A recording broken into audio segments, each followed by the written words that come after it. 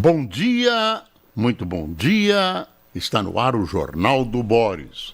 O Jornal do Boris é um sobrevoo pelos principais acontecimentos do Brasil e do mundo a partir das primeiras páginas dos jornais. Hoje é o nosso primeiro jornal deste começo de verão. E ontem tivemos em São Paulo e em ampla região metropolitana, até expandida, um calor gigantesco com 30 graus, o que para São Paulo é muito quente. Vamos ver que verão teremos. Olha, o noticiário começa a cair, vamos entrando em recesso parlamentar, Lula vai viajar, vai passar um Natal em São Paulo, depois temos o Réveillon, então o país entra em sono profundo, pelo menos politicamente.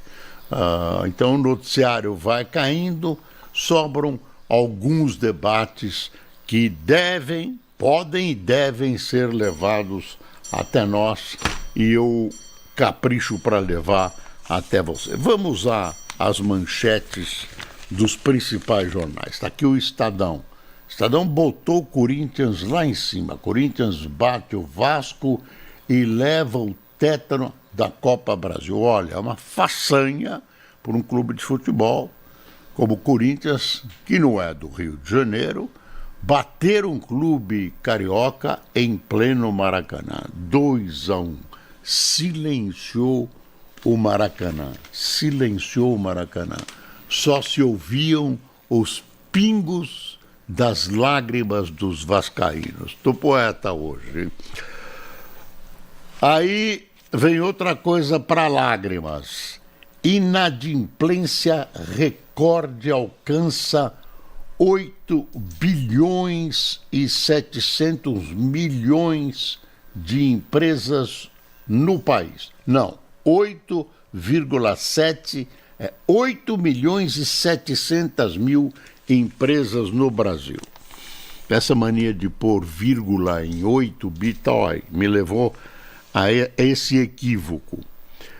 Total de dívidas vai a 204 bilhões e 800 milhões. Agora está certo, mostra a pesquisa. É preocupante.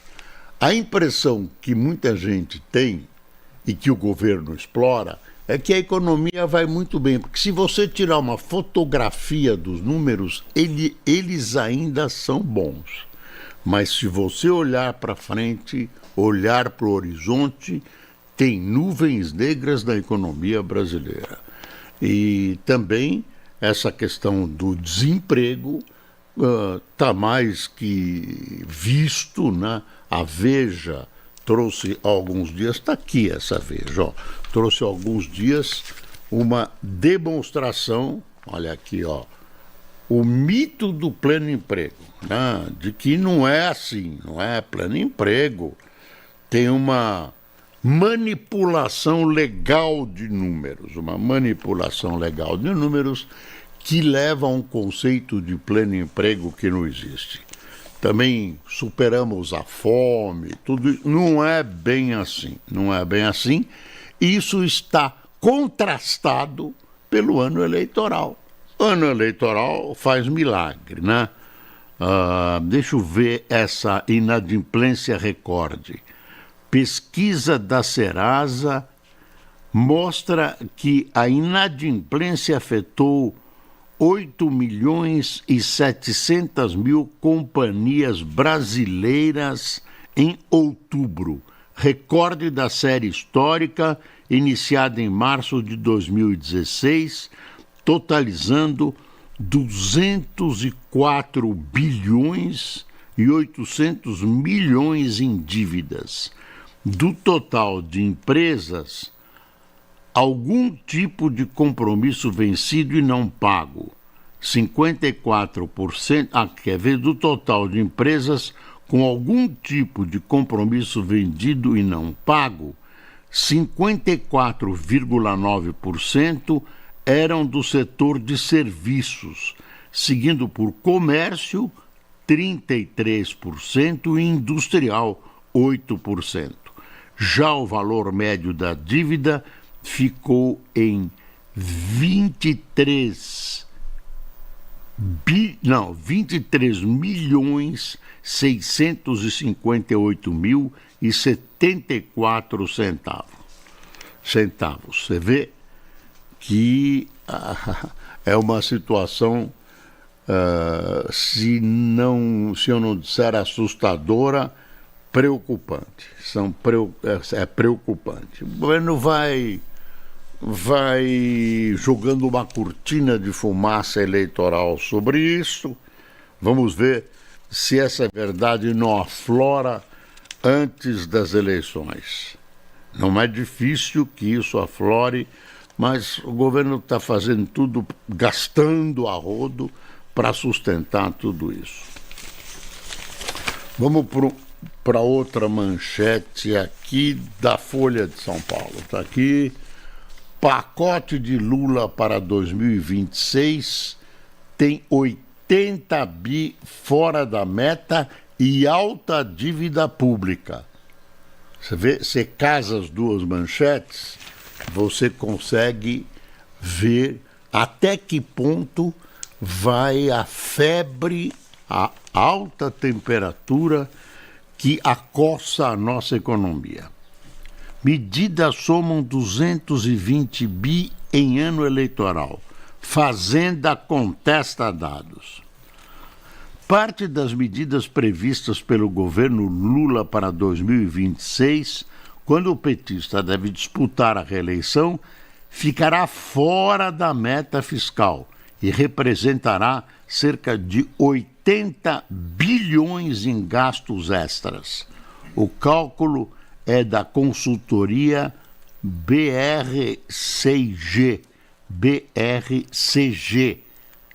Já a instituição fiscal independente do Senado estima o valor de 88 bilhões e meio. O aumento da despesa em anos eleitorais é praxe no Brasil. Em 2026, a gestão petista planeja renovar e ampliar programas por meio do aumento de gastos e do crédito.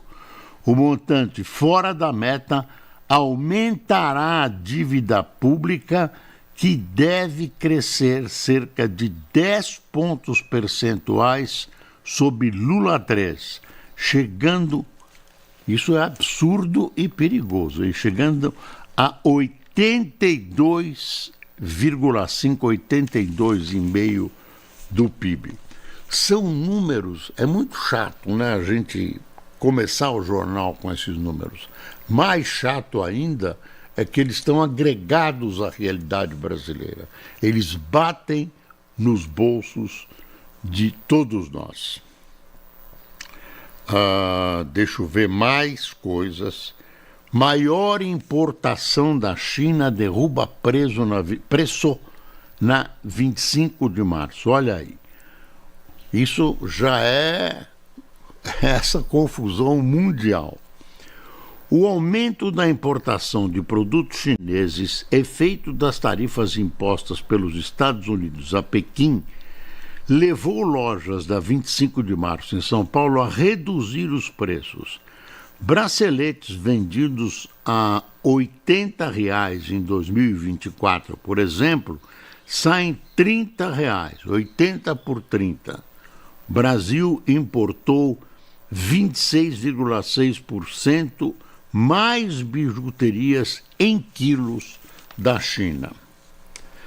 Fora as porcarias que vendem. Eu sempre me lembro, quando eu vejo alguns produtos chineses, alguns até que eu gosto, viu? Eu me lembro um pouco quando a gente estudava no que chamavam de primário, né, na escola fundamental, a professora explicava que os índios gostavam muito de espelhinhos e os portugueses trocavam espelhinhos por ouro, por coisas que lhes eram preciosas. Então eu sempre me lembro dos chineses ofertando espelhinhos para a gente. Só que os espelhinhos eles cobram. Tem uma notícia aqui que realmente eu te diria que é apavorante, mas eu vou te levar numa segunda-feira. É bom porque as pessoas se cuidam. Tem uma entrevista aqui da diretora da agência da OMS, Elisabeth Weiderpass. Dá uma espiada. Olha o título: sem prevenção, nenhum país vai suportar tsunami de câncer que virá. Aí eu vou ler o textozinho de chamada na primeira página. Para a epidemiologista, medidas preventivas são a melhor estratégia para evitar colapso dos sistemas de saúde. Casos novos, hoje em 20 milhões no mundo, devem dobrar até 2050.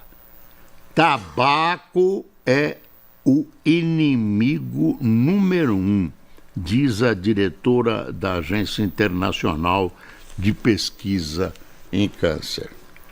Você que fuma, se você conseguir se desvencilhar, muito provavelmente a sua vida será mais longa e prazerosa. Porque além de encurtar a vida, o tabaco traz sofrimento. Leva cigarro, né? Leva a doenças que vão desde doenças pulmonares até impotência. É um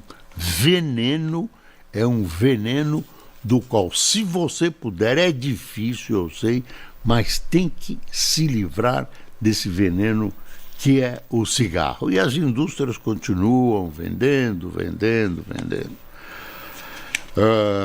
Deixa eu ver.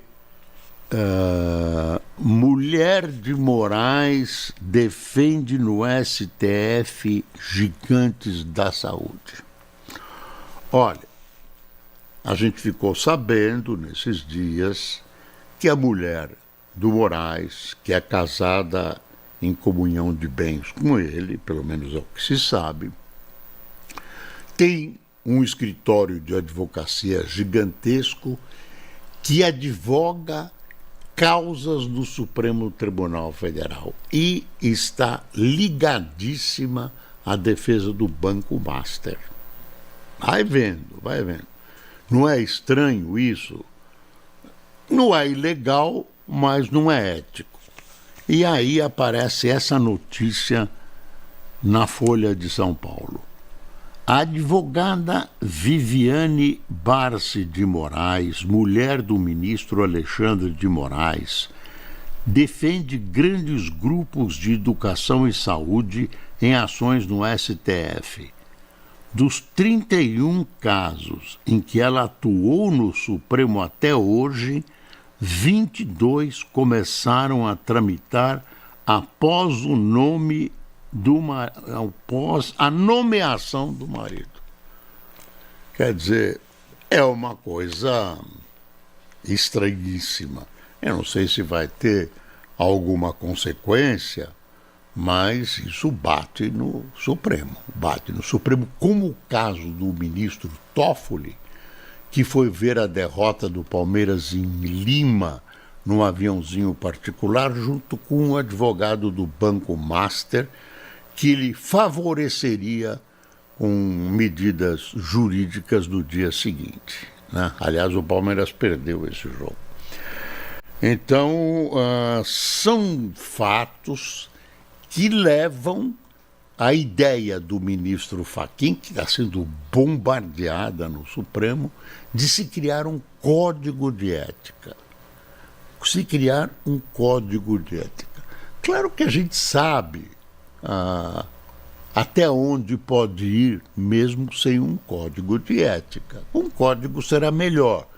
Talvez no Supremo haja uma zona cinzenta de moral e ética. Então, mas o código de ética a gente está sendo, enfim, o Fachin está sendo bombardeado, né, por membros do Supremo.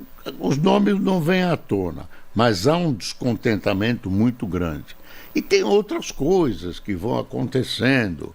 O Gilmar viaja, tem um instituto que promove simpósios em Lisboa, aí metade do andar de cima vai para Lisboa.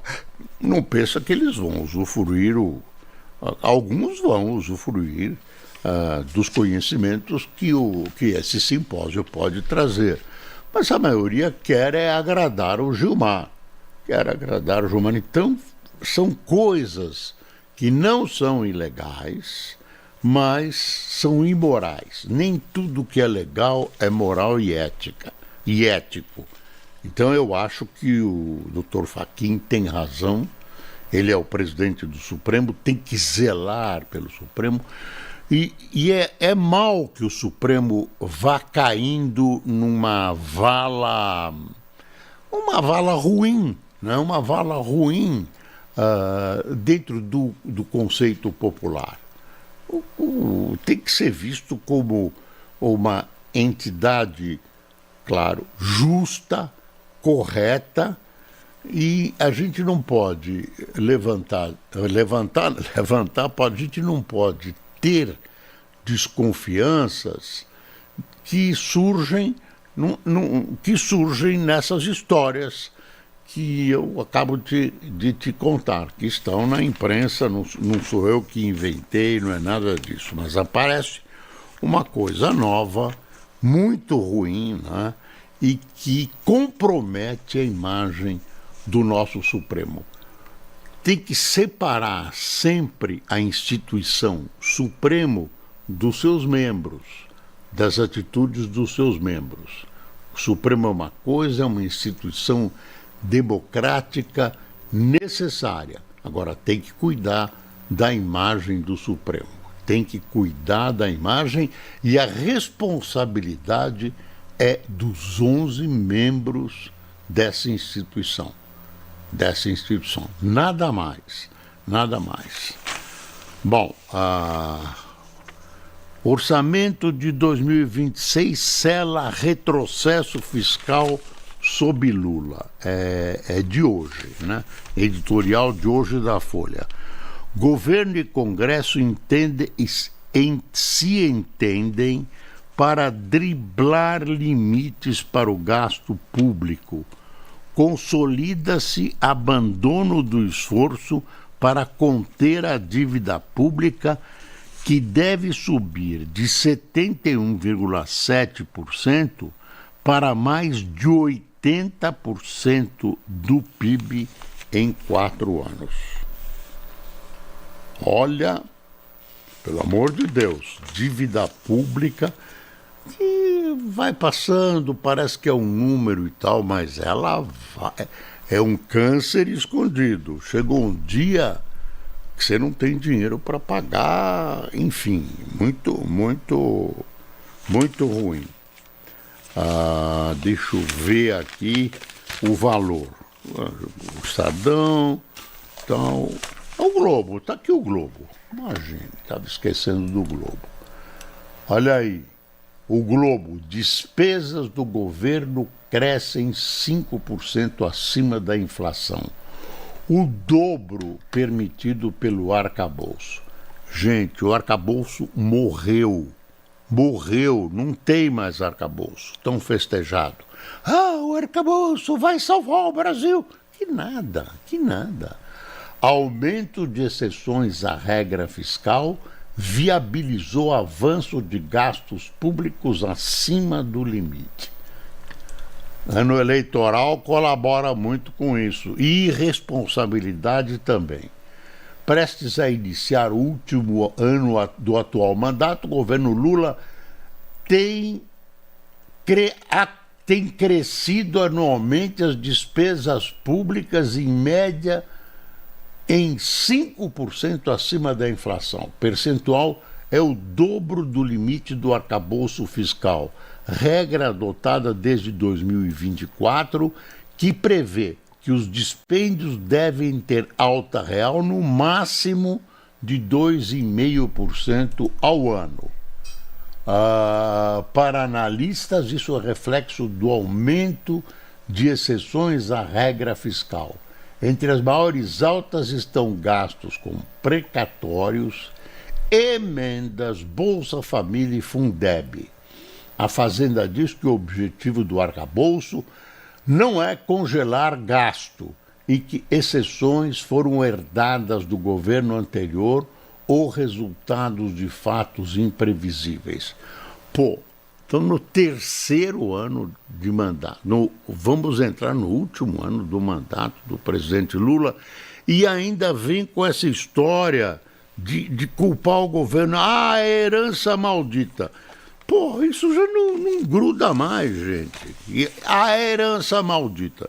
Tem uma história aqui de herança maldita também, do Alexandre Schwartzman, que está no Estadão. Eu separei aqui no Estadão de domingo de ontem. Aí ele diz o seguinte, que é uma colocação do ministro Haddad. Perdão pela repetição de temas, mas não há como deixar de tratar, mais uma vez, das afirmações do ministro da Fazenda durante reunião na semana passada. Segundo o Fernando Haddad, o presidente Lula herdou um inferno no campo fiscal dos governos Temer e Bolsonaro. A informação, aí fala o Alexandre Schwartzman, a informação é simplesmente falsa. Não só à luz do que ocorreu nos governos anteriores, como principalmente pelo próprio empenho do atual governo com participação ativa de Haddad. E aí ele prova, ele vai trabalhando com números do próprio governo e prova o que ele está dizendo, que o Haddad não está propriamente dentro dos trilhos do que é verdadeiro. E aí ele termina assim, quer ver? De fato, entre 2022 e os 12 meses terminados em outubro deste ano, os gastos federais aumentaram em 309 bilhões, já corrigidos pelo IPCA, decorrentes de políticas decididas pelo governo, como, por exemplo, a elevação do salário mínimo acima da inflação. O inferno não são os outros. O golpe da herança maldita já perdeu o prazo de validade. Está aqui, a frase final dele o inferno não são os outros. O golpe da herança maldita já perdeu o prazo de validade. Tem um outro editorial aqui do Estadão, do fim de semana, que eu também separei para você. O fim de semana teve um noticiário amplo. No sábado a gente teve aquele problema da não assinatura do acordo MEC e Mercosul, que eu não sei se vai sair. Tem promessa, vai sair em janeiro e tal, né? O encontro do Mercosul, Milei, o presidente da Argentina, deitou falação, mostrou que o Mercosul internamente não funcionou. Alguns países apoiaram a ação americana em relação à Venezuela, outros não, e o Brasil silenciou na questão da Venezuela. Todos falaram em democracia, o Brasil silenciou. Enfim, é a política errática exterior do Brasil. Não sei onde vai levar. Uma PEC feita para palanque. Redução da jornada de trabalho 6x1 embute risco semelhante à de uma recessão econômica. O Estadão dizendo isso, né? Todo mundo é a favor e tal. Claro que as pessoas são a favor, vão ter vantagens, mas na verdade o país perde gravemente. O país perde gravemente. Aí termina assim o editorial. Há um custo econômico profundo na redução da jornada de trabalho, algo que o Congresso e o governo, em nome de imperativos eleitorais, estão ignorando. Quer dizer, é uma atitude eleiçoeira aproveitar isso em detrimento do Brasil. Cada habitante do Brasil pensa que vai ganhar com isso. Eu vou folgar um pouco mais, é bom, o governo está olhando a parte social. É uma mentira. Aparentemente ganha, mas por trás vai sendo corroído esse ganho. O país vai perdendo postos de trabalho, o país vai perdendo investimento, etc, etc, etc. Manchete do Globo de domingo, quer ver? Trabalho por AP, disse aqui no Estadão de domingo. Cultura tem 22 bi em conta sem fiscalização. Aponta TCU. Não é roubo nem nada, mas acaba sendo equivalente se providências não forem tomadas. O TCU, Tribunal de Contas da União, diz que é uma zorra total dentro do Ministério da Cultura. Então eles não conseguem controlar as benesses que eles deram para diversos grupos, diversas realizações artísticas, etc., etc., que tem que prestar contas, e essas contas têm que ser conferidas. Está tudo atrasado. 22 bi. 22 bi. Eu não sei como isso vai ser resolvido. Aí tem um comentáriozinho assim. Segundo o relatório técnico do TCU, novas regras criadas pela pasta da Cultura dispensaram análise financeira detalhada da maioria dos projetos. E aí, gente, é um festival, viu? É um festival. O que você vai fazer com um artista que faz um filme, o filme não dá certo, ou dá certo, e ele não consegue pagar? Que você vai mandar executar o cineasta, vai fazer o quê? Executa no judiciário. Outra notícia chata é: qualidade das praias brasileiras atinge o pior nível em uma década. Aqui tem 2 urubus para significar essa notícia. Índice de lugares próprios para banho durante o ano inteiro é de 30%. Verão começa hoje, que foi 31 de dezembro. Congresso aprova orçamento com corte para inflar emendas em 2026. Tá aí, são as manchetes do fim de semana. E uma outra, líder do PL é alvo da PF suspeito de desvio de verba parlamentar. Acharam 400 e poucos mil reais com ele. Ele disse que é a venda de um imóvel, mas não mostrou. Deixa eu ver quem tomou cafezinho com a gente. Tinha tanta coisa para falar ainda. E foi-se o tempo. Antônio Carlos, Genivaldo Ramos, João Freitas, Paulo Monteiro, Wagner Alves, Hélio Bittar, Neus Araújo, Leandro Lima, Rony Pacheco, Ernesto Schwert, Malu Ribeiro, Valdemar Vieira, Guiomar Cavalcante, da Flórida, Nilo Rezende, de Conselheiro Lafayette, Demócrito Inácio, de Rondônia, e Duda Aníbal, de Cabinda, Angola.